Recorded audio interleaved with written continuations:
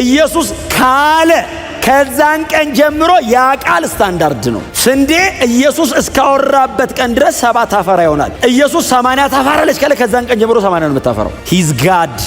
ዝናብና በረዶ ከሰማይ እንደሚወርድ ምድርንም እንደሚያርሳት ታፈራና ታበቅል ዘንድ እንደሚያደርጋት ለዘሪ ዘርን ለበላተኛ መብል እንድትሰጥ እንደሚያደርጋት እንዲሁ ከአፌ የሚወጣ ቃሌ የምሻውን ያደርጋል የላኩትንም ይፈጽማል እንጂ በከንቱ ወደ እኔ አይመለስም። የእግዚአብሔር ቃል ሲመጣ ልትሰነጥቅ የማትችለውን ሰንጥቆት ይመጣል። ነፍስና መንፈስን ይለያል። ቀጥሎስ ምኞትና ሐሳብን ለይቶ ይወጋል። ሰይጣን ግራውንድ የሚያጣው ባይዘው በእግዚአብሔር ቃል ላይ ስትሆን ነው። ሰይጣን አንተ ላይ መቆሚያ አይኖረውም። የእግዚአብሔር ቃል ሲመጣ የሚመታው የሱን መቆሚያ ነው። መቆሚያ ግራውንድ ያደረገውን ነገር የእግዚአብሔር ቃል ሲመጣ ይመታዋል፣ ያፈርሰዋል። የእግዚአብሔርን ቃል ባወክበት በኩል ተመልሰ ባሪያ አትሆንም። በእግዚአብሔር ቃል እውነት፣ በእግዚአብሔር ቃል ዕውቀት ልባችሁም አይምሯችሁም የታጠቀ ይሁን። ስለ እግዚአብሔር ቃል ስናነሳ ከምናነሳቸው መጽሐፍ ቅዱስ ክፍሎች መካከል አንዱ ምዕራፍ 4 ቁጥር 12 እና ቁጥር 13 ነው አይደል? ቁጥር 12 እና ቁጥር 13 ሁለቱም ቁጥር የሚያወራው ስለ እግዚአብሔር ቃል ነው። አንዱ ስለ እግዚአብሔር ቃል፣ ሌላኛው ስለ እግዚአብሔር አይደለም የሚያወራው። ሁለቱም ስለ እግዚአብሔር ቃል ነው የሚያወራው። አንደኛው the living word ነው፣ ሁለተኛው the living lord ነው። እና ሕያው የሆነው የእግዚአብሔር ቃልና ሕያው ጌታ ሁለቱም የእግዚአብሔር ቃል ነው። አሴ ፐርሰን የእግዚአብሔር ቃል ኢየሱስ ነው። አሴ ዶክትሪን ደግሞ የእግዚአብሔር ቃል እጃችን ላይ ያለው የተጻፈው መጽሐፍ ነው። እንደ ትምህርት ወንጌል እንደ ትምህርት ከኢየሱስ አፍ የወጣው ነው። ወንጌል እንደ ፐርሰን ራሱ ኢየሱስ ነው። ኢየሱስ ራሱ የእግዚአብሔር ቃል ነው። የእግዚአብሔር ቃል ፐርሶኒፋይ ሲሆን ኢየሱስ ነው። ስጋ ሲለብስ ስብዕና ሲኖረው ሲነካ ሲዳሰስ ኢየሱስ ነው። ስለዚህ በሁለቱም መንገድ የእግዚአብሔር ቃል ነው። አንደኛውን አሴ ዶክትሪን አቅርቦታል፣ ሁለተኛውን አሴ ፐርሰን አቅርቦታል። እግዚአብሔር ይመስገን። እና ቁጥር 12 ላይ ምንድነው የሚለው? የእግዚአብሔር ቃል ሕያውና የሚሰራ ነውና በሁለት በኩል ስለት ካለው ሰይፍ ሁሉ ይልቅ ስለታም ነው። የእግዚአብሔር ቃል የሚለው የእግዚአብሔር ቃል የሚለው አንድ ነው አይደል? ቃል አሁን የሰው ቃል፣ የተለያየ ነገር ቃል፣ የሰይጣን ቃል እና የእግዚአብሔር ቃል የሚለውን ምናልባት ለብቻው ቃል የሚለውን ነጥላችሁ ካወጣችሁት ሎጎስ የሚል ነው።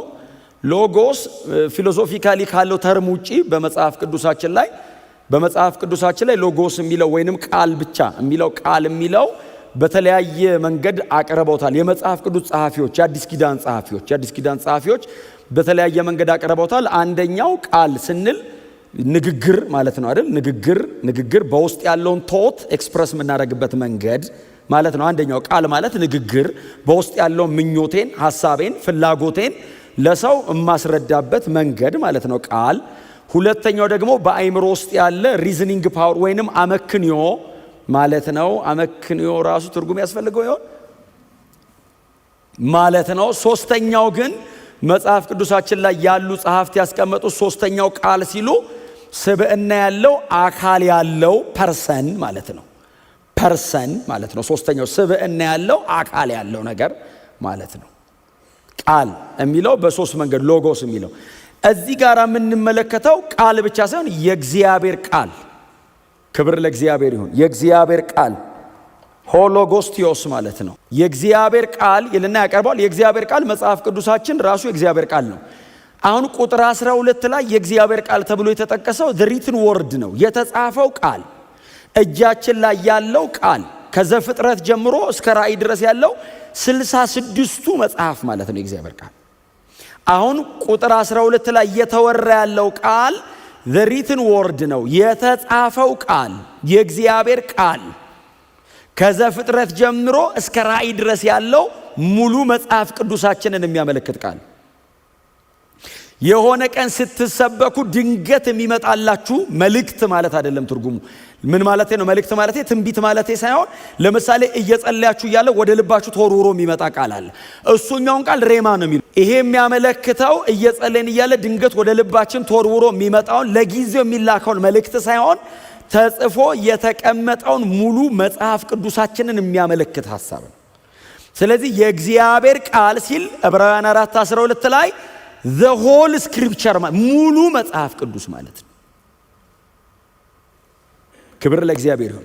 አንዳንዴ የእግዚአብሔር ቃል ሲል ቶሎ ወደ ልባችን የሚመጣው በተለያዩ አይነት መንገዶች ስንሰበክ ሊሆን ይችላል፣ ስንጸልይ ሊሆን ይችላል፣ ሲዘመር ወደ ልባችን ቶሩሮ የሚመጣው ነገር ነው የእግዚአብሔር ቃል ብለን በጣም ብዙ ጊዜ ወደ አይምሮአችን የሚመጣው ኖ።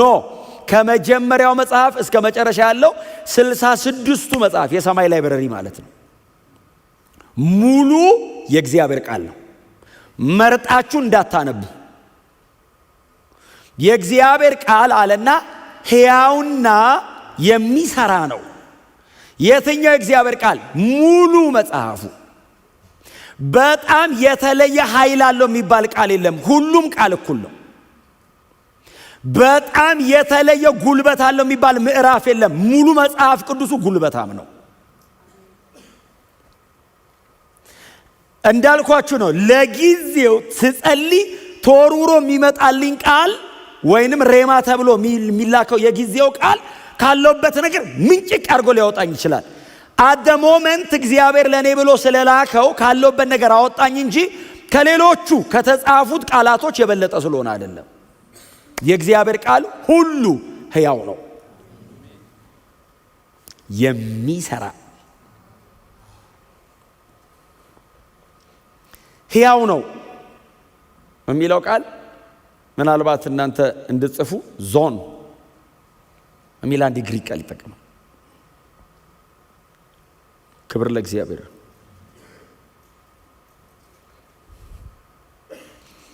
ሕያው ነው የሚለው ቃል የሚሰራ ነው ከሚለው ጋር ኢንተርቼንጀብል ነው። የሚገርማችሁ ሕያው ነው ማለት አክቲቭ ነው ማለት ነው። የተቀመጠውም ፕሬዘንት ቴንስ ነው። ባነበብከው ሞመንት ይሰራል። ባሰብከው ሰዓት እየሰራ ነው። አክቲቭ ነው። ፓሲቭ አይደለም። የእግዚአብሔር ቃል ይሰራ ነበር አይባልም። የእግዚአብሔር ቃል ሕያው ነው። አሁን እንዲህ እየሰማችሁት ሕያው ነው። እያነበብነው ሕያው ነው። ዮሐንስ ወንጌል ምዕራፍ 6 ላይ ትዝ ይላችኋል። እኔ የምናገረው ቃል አለ ከአፌ የሚወጣው ቃል። ምክንያቱም ጌታችን ኢየሱስ ክርስቶስ እግዚአብሔር ወልድ ነው። የእግዚአብሔር ቃል ነው ከአፉ የሚወጣው። ጌታ ኢየሱስ ክርስቶስ ያወራው እንጂ እግዚአብሔር ቃል ነው። እንደው ተሱ አፍ ይውጣ እንጂ ከወጣበት ሞመንት ጀምሮ እግዚአብሔር ቃል ነው። ኢየሱስ ካለ ከዛን ቀን ጀምሮ ያ ቃል ስታንዳርድ ነው። ስንዴ ኢየሱስ እስካወራበት ቀን ድረስ 7 አፈራ ይሆናል። ኢየሱስ 80 ታፈራለች ካለ ከዛን ቀን ጀምሮ 80 ነው የምታፈራው። ሂዝ ጋድ እና እንደዚህ አለ ከአፌ የሚወጣ ቃሌ ሕይወትም ነው መንፈስም ነው። እኔ ላውጣው እንጂ አለ። እሺ ብሎ ቶሎ አያወጣም እንጂ ካወጣ ሕይወት ሕያው ነው አለ። አክቲቭ ነው። በተናገርኩበት ቅጽበት ወዲያው ያደርገዋል። የእግዚአብሔርን ቃል ሰባኪ ሕያው አያረገውም። ሰባኪውን ሕያው የሚያረገው ቃሉ ነው። በጣም ምርጥ ሰባኪ የእግዚአብሔርን ቃል ሕያው አያረግም። የእግዚአብሔርን ቃል ደካማ ሰባኪ ሙት አያረገውም። የእግዚአብሔር ቃል ያለ ደጋፊ ሕያው ነው፣ በራሱ ይኖራል። ጥላውን ሲሰብከው እከሌ ሲሰብክ የሚባል ነገር የለም። ጥላውንን በሕይወት የሚያኖረው ይሄ ቃል ነው። የእግዚአብሔር ቃል ሕያው ነው። ያለ አጋዥ ያለ ደጋፊ ከባለቤቱ የተነሳ ሕያው ነው። ሲወራ ካፉ ሲወጣ በባለቤቱ ስልጣን ልክ ይወጣል። ማንም ደካማ አሳጥማጅ መንገድ ላይ የተገኘ ቀራጭ ሊያወራው ይችላል። የእግዚአብሔር ከሆነ ግን ጥል ነው የሚያደርግህ። ብቻ እግዚአብሔር ቃል ይሁን። ከአፌ የሚወጣ ቃሌ አለ ኢየሱስ። እያስተማረው ነው። ታውቃለህ ህዝቡ አንሰማም አንቀበልም ሲሉት እናንተ ስላልተቀበላችሁት አይቀንስም አለ። ሕይወትን የሚሰጥ መንፈስ ነው አለ። እስቲ አሜን በሏ። ሕይወትን ሰጪ መንፈስ the living spirit ሕይወት ሰጪ ሕያው የሆነ መንፈስ አለበት አይደለም ያለው ነው ያለው። ሕይወት አለበት አይደል? ሕይወት ነው፣ መንፈስ ነው። የእግዚአብሔር ቃል ሕያው ነው። አንድ በጣም የሚገርመኝ ቃል አለ። ኢሳይያስ 55:10 ነው 11 ዝናብና በረዶ ከሰማይ እንደሚወርድ የሚል ትዝ ይላችኋል። ዝናብና በረዶ ከሰማይ እንደሚወርድ ምድርንም እንደሚያርሳት ታፈራና ታበቅል ዘንድ እንደሚያደርጋት ለዘሪ ዘርን ለበላተኛ መብል እንድትሰጥ እንደሚያደርጋት እንዲሁ ከአፌ የሚወጣ ቃሌ የምሻውን ያደርጋል የላኩትንም ይፈጽማል እንጂ በከንቱ ወደ እኔ አይመለስም። ከአፌ የሚወጣ ቃሌ አለ ሲሉት የምሻውን ያደርጋል የላኩትንም ይፈጽማል እንጂ በከንቱ ወደ እኔ። እግዚአብሔር ይናገር እንጂ ምድረ በዳ ኤደን ነው የሚሆነው። እግዚአብሔር ያወራ እንጂ በረሃ ገነት ነው የሚያደርገው። አይ ተግተ ለፍተ የማታመጣውን እግዚአብሔር ያወራ ብቻ። እግዚአብሔርም ተናገረ እኔም ይህን ብቻ ሰማው የሚል ቃል ሰምታ አንበባቸዋል። ኃይል እግዚአብሔር ነው አለ። ጆሮአችንን ለሌላ ነገር ይድፈነው፣ ይድፈነው። ለእግዚአብሔር ቃል ይክፈተን። ተናገረ እኔም ይህን ብቻ። ምን ጉድ ነው ዳዊት! እንዴት የተባረከ ሰው ነው ባክ! ምን ሌላስ አረን ያልሰማው? እግዚአብሔር ሲናገር ሌላው ቢናገር ማን ይሰማል? እናት እግዚአብሔር እኮ ከላይ ነው የሚናገረው፣ ሌላው እኮ ከጎን ነው የሚናገረው። ከላይ ያለው ከሁሉ በላይ ነው። ከአፌ የሚወጣ ቃሌ አላ የምሻውን ምን ማለት መሰለ? እግዚአብሔር ራንደም ላይ አይናገርም። ፕሮግራም አሻክሞ ነው የሚልከው። እግዚአብሔር ከተናገረ የሆነ ነገር አለ፣ የምሻውን ያደርጋል አለና እልከዋለሁ አለ። የላኩትን ደግሞ ይፈጽማል። ዝም ብዬ እንደው ደስ ብሎኝ አልልም አለ። ተልእኮአለሁ አለ። የላኩትንም ይፈጽማል እንጂ እንዲህ በከንቱ ዝም ብሎ ኤኮ አስተጋብቶ ከተራራ ተራራ ተጋጭቶ ምናምን ተመልሶ ልሰማው አይደለም የምናገረው አለ። አድርጎ አለ ወደ እኔ ይመጣል አለ። ሲመጣ ጨርሶ ነው የሚመጣው አለ። ፉልፊል አድርጎ ሰርቻለሁ ይለኛል አለ። እና ልኬው አይቀርም አለ። ይመጣል አለ። ጨርሶ ይመጣል አለ። የማንም ቃል ይሞታል፣ የእግዚአብሔር ቃል ብቻ ነው ሕያው። በጣም የተመረጡ የምትሏቸው በጣም ትልልቅ ኖቨልስ አሁን ለምሳሌ የተጻፉ መጽሐፍት ጸሐፊዎቻቸውም ታሪኩም ሞቷል። ደስ ካለ ደግመት አነበዋል እንጂ ህይወት ላይ የሚጨምረው ነገር የለም። የእግዚአብሔር ቃል በተነበበ ሰዓት ሕያው ነው። ባለቤቱ ነው ባይዘው እንደዚህ ያደረገው። የእግዚአብሔር ቃል የእግዚአብሔር ነው፣ የሰው አይደለም፣ የኔ አይደለም፣ ተጠንቅቀን የጻፍነው ታሪክ አይደለም። አይ ያረጁ ታሪኮች ስብስብ አይደለም። የእግዚአብሔር ቃል ሕያው ነው። እስቲ አሜን በሉ። እስቲ አንድ ክፍል አውጡ። ኤርምያስ 23 ላይ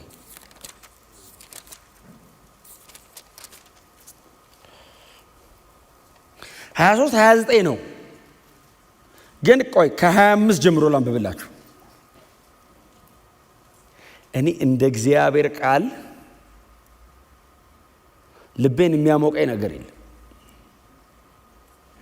እንደዚህ ይላል፣ ህልም አለምው እያሉ በስሜ የሐሰት ትንቢት የሚናገሩትን የነቢያትን ቃል ሰምቻለሁ።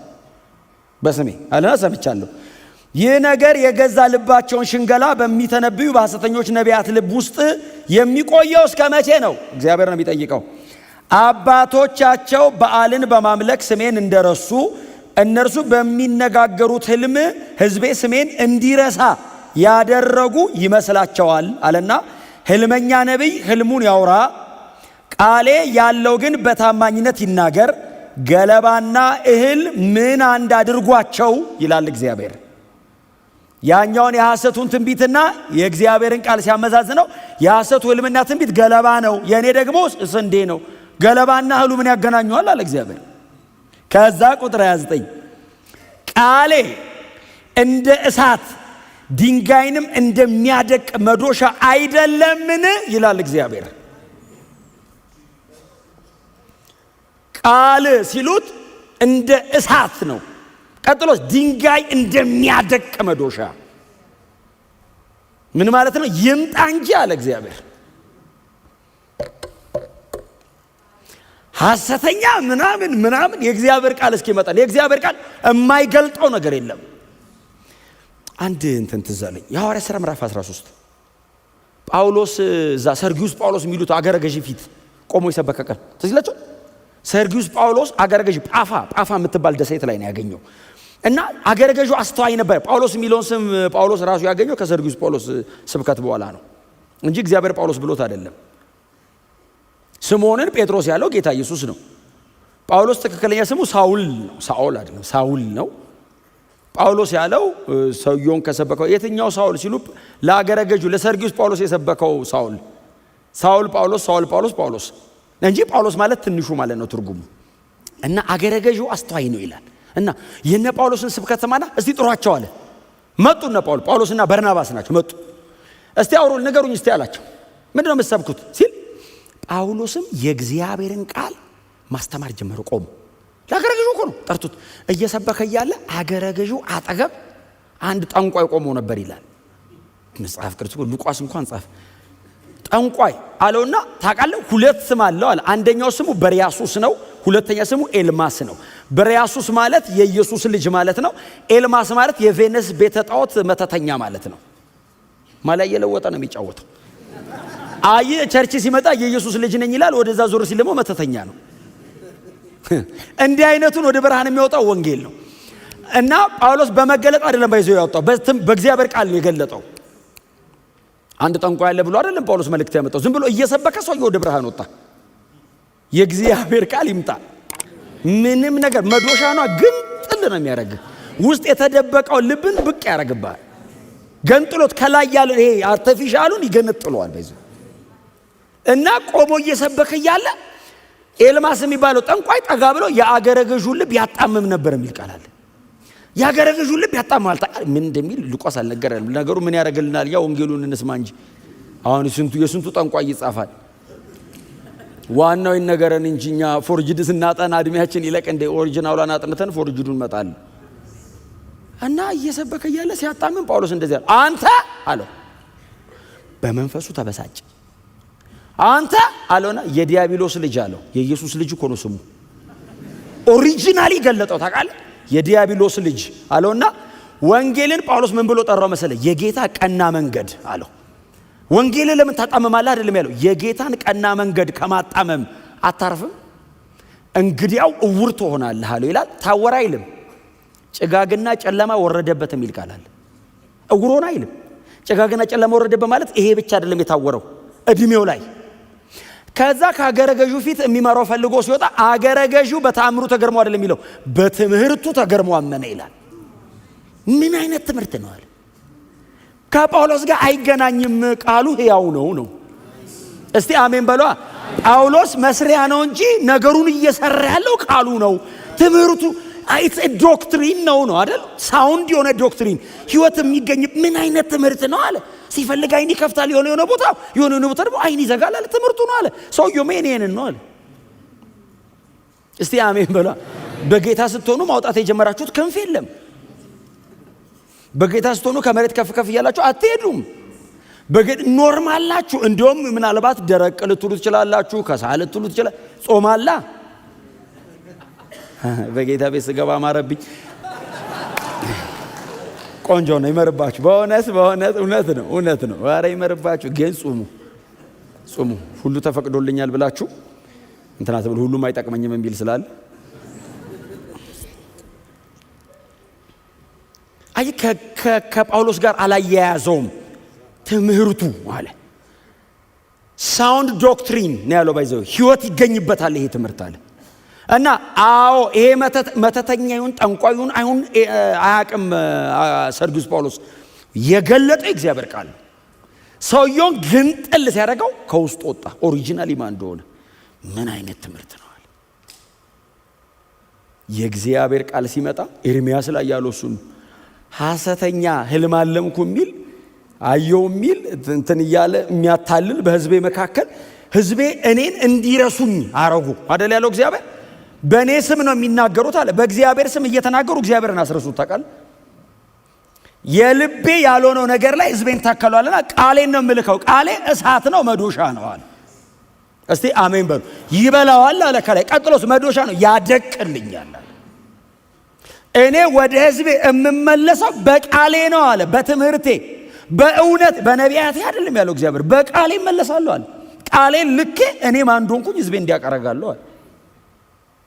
አገልጋዮቼ ይመልሱኛል አይደለም ያለው እግዚአብሔር፣ ቃሌ ቦታዬ ላይ ያመጣኛል። ክብር ለእግዚአብሔር ለአምላካችን። የእግዚአብሔር ቃል ሕያው ነው። ሙሉ መጽሐፍ ቅዱስ ይሄን ሚስ እንዳታረጉ። ከዛሬ ማታ ጀምራችሁ ቤት ስትገቡ መርጣችሁ እንዳታነቡ። በጣም ብዙ ጊዜ መጽሐፍ ቅዱሳችን የሚያረጅባቸው የመጽሐፍ ቅዱስ ቦታዎች አሉ።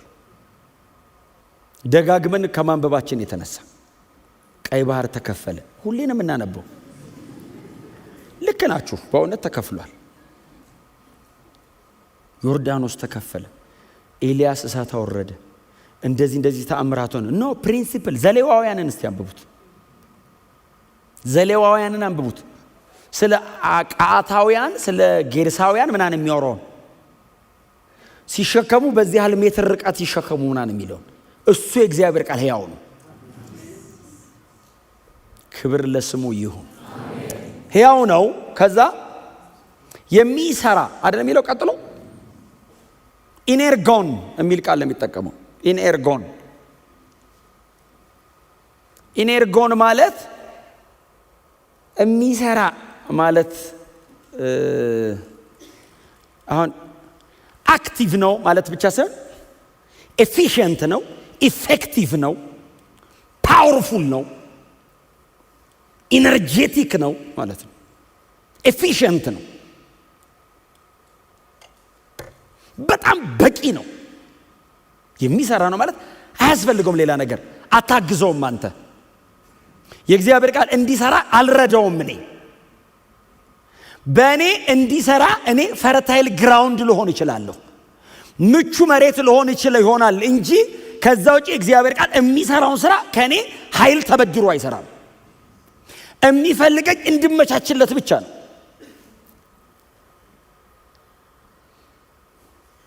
መጽሐፍ ቅዱሳችን ላይ የእግዚአብሔር ቃል የተመሰለው ለምሳሌ የእግዚአብሔር ቃል የተመሰለው በማቴዎስ ወንጌል ላይ በወንጌላት ላይ ጌታ ኢየሱስ ክርስቶስ ሲያስተምር የእግዚአብሔር ቃል የተመሰለው ለምሳሌ አንዱ በዘር ነው።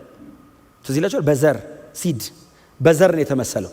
በዘር ሲመስለው በተለያየ መንገድ በተለያየ ቦታ ላይ የሚወድቁትን አድርጎ በአራት ቦታ ላይ ነው አይደል የሚወድቅ ያደረገው።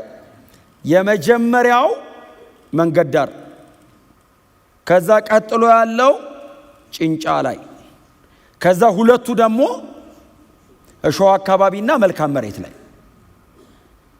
የተዘራው አንድ ዘር ነው፣ አንድ ነው። አራቱም መሬት ላይ ያረፈው አንድ ዘር ነው። የሚቀበለው ልብና መሬት ነው አይደል የተለያየው። የሚቀበለው ልብ ነው የተለያየው።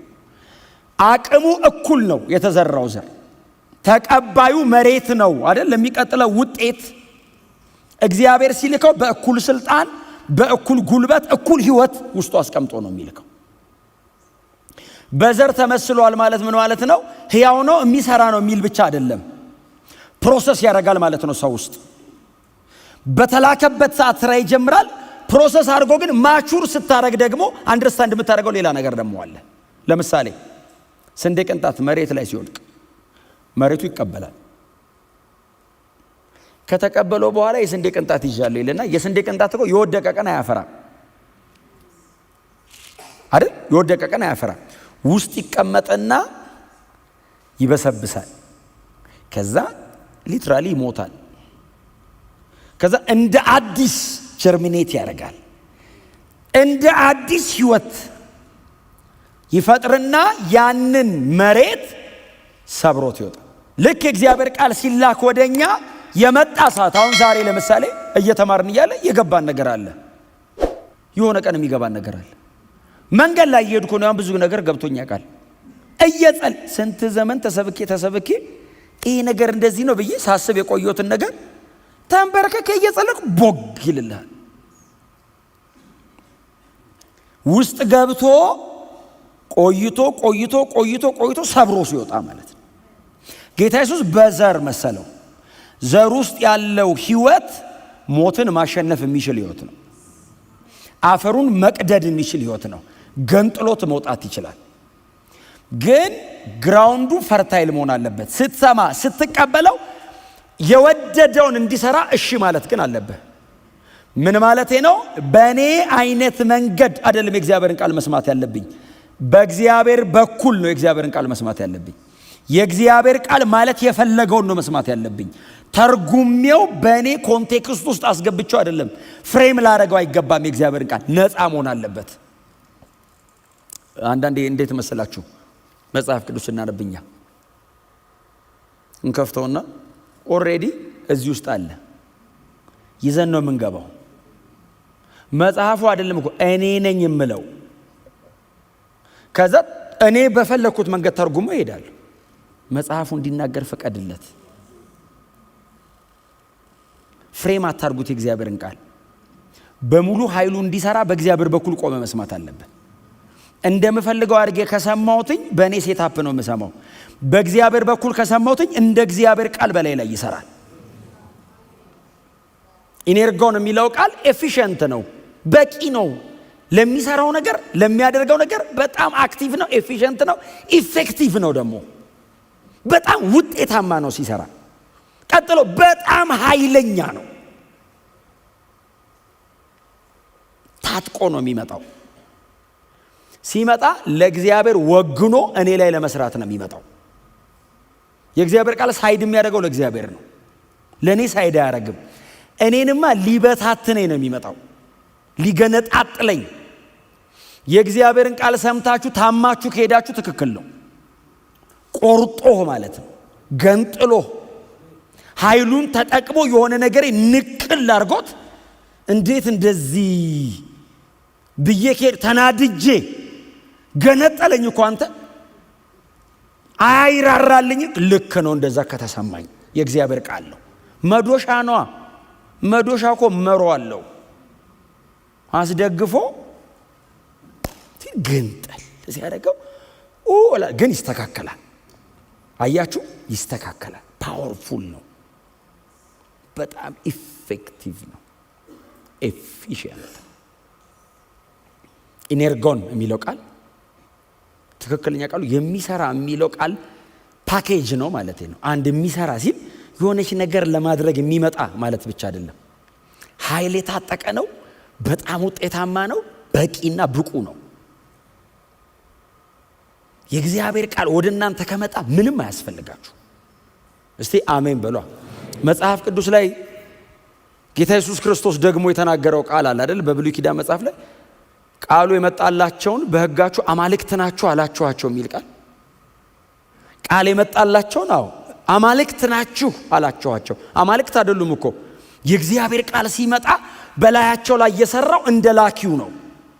እነዚህማ አማልክት ናቸው ሲሉ ቃሉ የመጣላቸው ናቸው። እናንተ ግን በሕጋችሁ አማልክት ናችሁ አላቸው ሙሴን።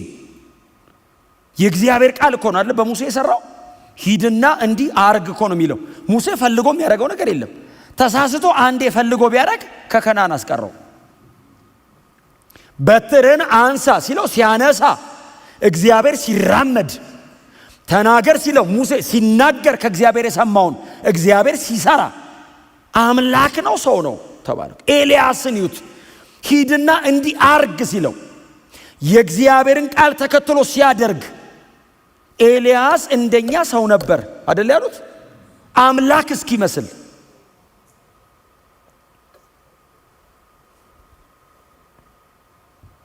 አጋዥ፣ ደጋፊ፣ ረጂ አይፈልግም። ሕያው ነው የሚሰራ። ከዛ ቀጥሎ እንደሚለው በሁለት በኩል ስለት ካለው ሰይፍ ሁሉ ይልቅ ስለታም ነው። ዋው! ክብር ለኢየሱስ ይሁን። ይሄ ማለት ምን ማለት መሰላችሁ? በሁለት በኩል አሁን ለምሳሌ እንደዚህ አይነት ቃላቶች ለምሳሌ ራእይ መጽሐፍ ምዕራፍ 1 ቁጥር 16 ላይ አይደል? ከአፉ በሁለት ወገን የተሳለ ስለታም ሰይፍ ይወጣ ነበር የሚል ቃል አለ።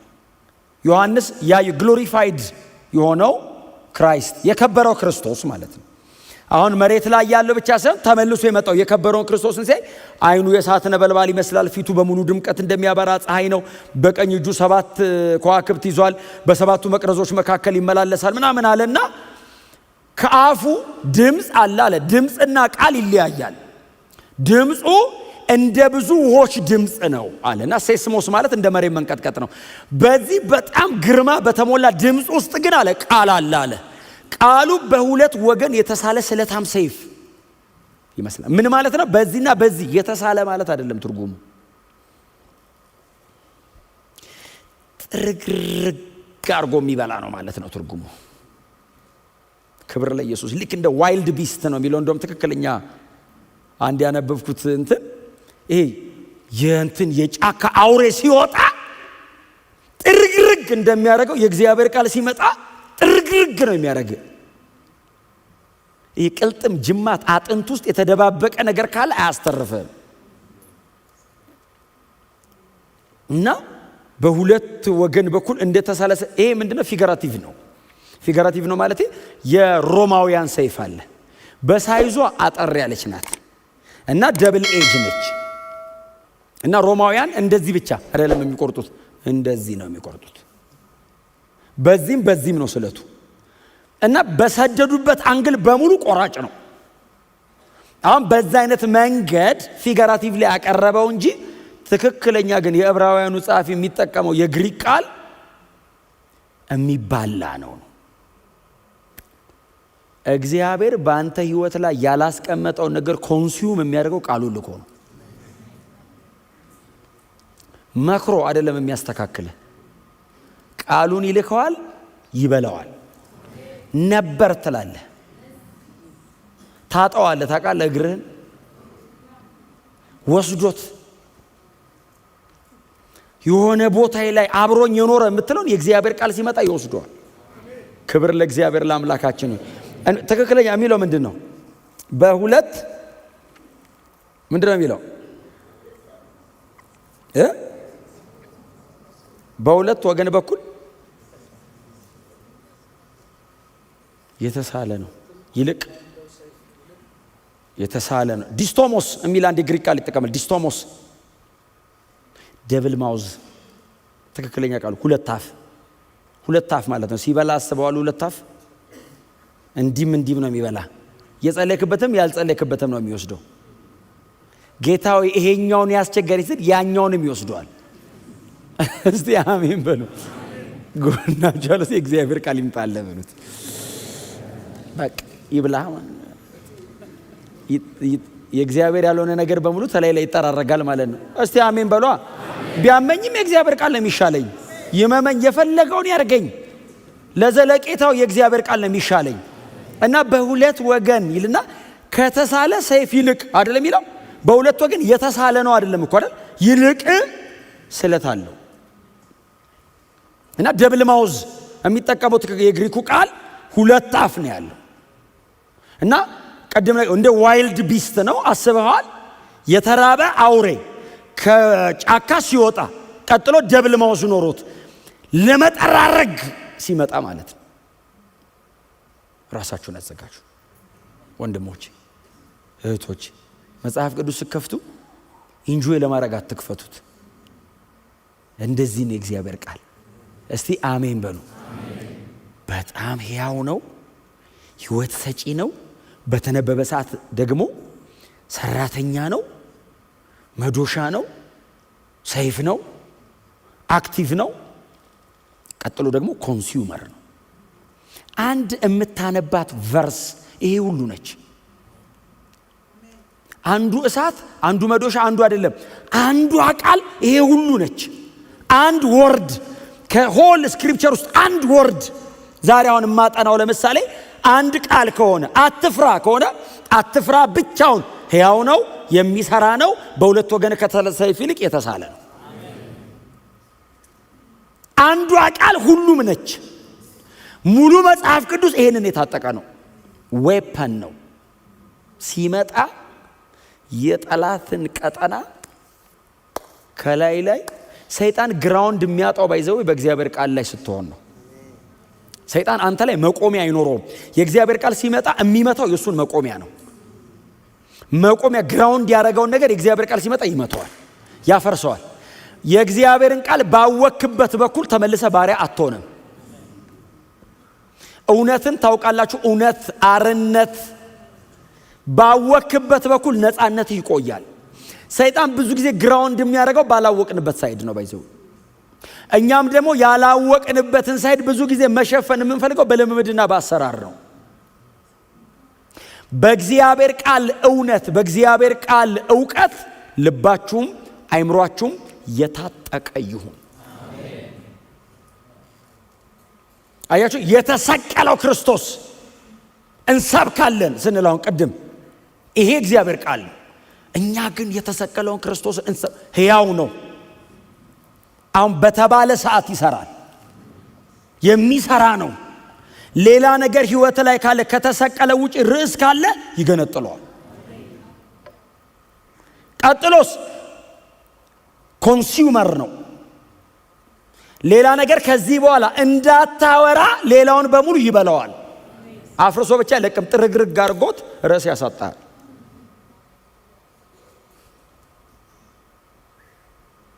ከዛ ይሄንኑ የእግዚአብሔርን ቃል ቁጥር 13 ላይ ይቀጥላል። ቁጥር 12 ላይ ያለውን እንድመለስበት ኔክስት ዊክ ይመለስበታል። ቀልጥም ጅማት አጥንት አይደለም ይለው። ከዛስ መንፈስና ነፍስ፣ ከዛስ ምኞትና ሐሳብ። እንዴት ነው የዚህ ደብዳቤ ጸሐፊ ሶስት የሚገባው? ቀልጥም ጅማት አጥንት እኮ ሐኪም ደርሶበታል። ነፍስና መንፈስ ባይዘው ብዙ የመጽሐፍ ቅዱስ ክፍል ላይ ተለዋውጦ ገብተዋል። ነፍስና መንፈስ ኒውማ የሚለው ቃልና ፔስቹ የሚሉት ሁለት ቃላት፣ ኒውማ ስፒሪት ማለት ነው፣ ፔስቹ ማለት ሶል። ኢንተርቼንጀብል። የእግዚአብሔር ቃል ሲመጣ ልትሰነጥቅ የማትችለውን ሰንጥቆት ይመጣል። ነፍስና መንፈስን ይለያል። ቀጥሎስ ምኞትና ሐሳብን ለይቶ ይወጋል። ሕያው የሚሰራ ስለታም ሰይፍ ቀልጥም ላይ ሲመጣ፣ ጅማት ላይ አጥንት ላይ ሲመጣ፣ መንፈስና ነፍስ ላይ ዕውቀት፣ ስሜት፣ ፈቃድ ላይ ሲመጣ፣ ከዛ ምኞት ዲዛይር ላይ ምኞትና ሐስቶት ላይ ሲመጣ እየገነጣጠለ ይወጋዋል አለ። እኛን በሚያየን በእርሱ አይኖች ፊት ብሎ ይሄንኑ ቃል የሚያየን ፐርሰን ያደርገዋል። ይሄንኑ ቃል ትምህርት ነው ያለንን ቃል፣ ዕውቀት ነው ያለንን ቃል፣ ከእግዚአብሔር ተልኮ የሚመጣ ነው ያለንን ቃል እኛን በሚያየን በእርሱ አይኖች ፊት ሁሉም ነገር የተገለጠና የተራቆተ ነው። ቅድም መጀመሪያ ላይ ነገርኳችሁ the living word እና the living lord። ሕያው ቃል አድርጎ ቁጥር 12 ላይ፣ ሕያው አምላክ አድርጎ ደግሞ ቁጥር 13 ላይ ራሱ ነው ባይዘው የሚጠቀመው ቃል ራሱ ነው። በደንብ አያይዤ አሳያቸዋለሁ የሚቀጥለው ሳምንት ላይ። ራሱ ነው ግን ሕያው አድርጎ የሚያቀርበው። ዋው ምን አይነት ነው ይሄ የተጻፈ ቃል ብለን ሳንጨርስ መጽሐፍት ሁሉ ስለኔ ያወራሉ አይደል ያለው ጌታ ኢየሱስ። ምንም አይነት መጽሐፉ ላይ ያለ ሐሳብ የኔ ነው አለ። ምንም ነገር ደግሞ ስለኔ ለማውራት ተብሎ የገባ ነው አለ። ብቻውን የሚቆም ታሪክም ባለ ታሪክም የለም። ሁሉም ነገር ስለኔ ነው አለ። ቁጥር 12 ላይ የቀደመው ዘመን ላይ ያሉትን መጽሐፍት ያመጣል። ከቁጥር 13 ላይ ደግሞ የተገለጠውን የእግዚአብሔርን ቃል ደግሞ ያመጣዋል። ክብር ለኢየሱስ ለአዳኛችን።